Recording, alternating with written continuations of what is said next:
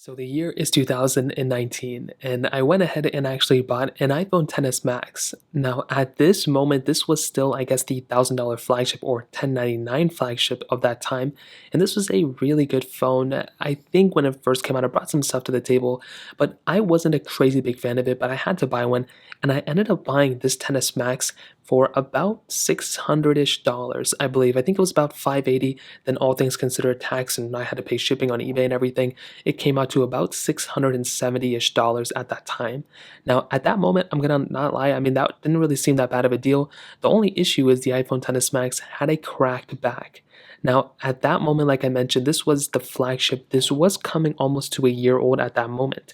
Now, I was able to go ahead and throw a skin on it, which is this carbon fiber skin, and honestly, I think it looks pretty good. Still about a few years later, it still holds up fairly well.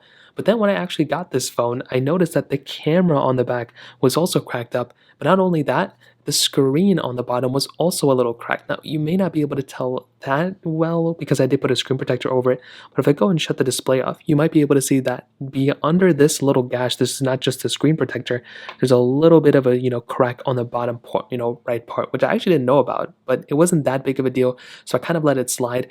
Now, in this day and age, if that were to happen to me, I would completely go ahead and return that phone, but I was just in such a need of an iPhone XS Max, and I figured this would still be a pretty decent phone. But funny enough, I went ahead and found out after that this specific device actually could not be activated either, and I did not know that.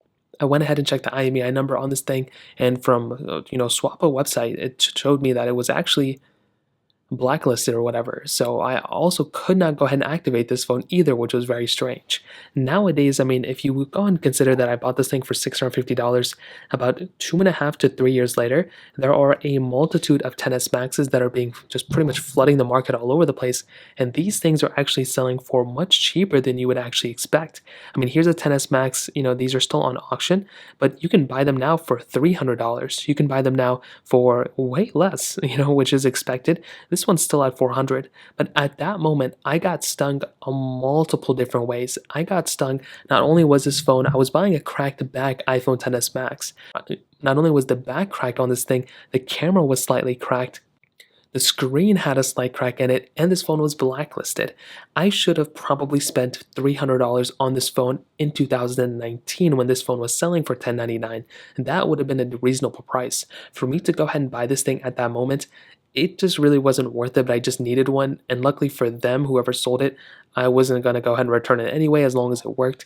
But as of right now, but that's just kind of another example of a case where you really need to kind of do your due diligence. And even if you do your due diligence in buying a device, there's still chances where you might get stung, and I guess it's just part of the game. So that kind of covers it. Little story time. If you have any other thoughts or questions, please let me know in the comment section below. Hit the like button, that would mean so much, but definitely hit that subscribe button.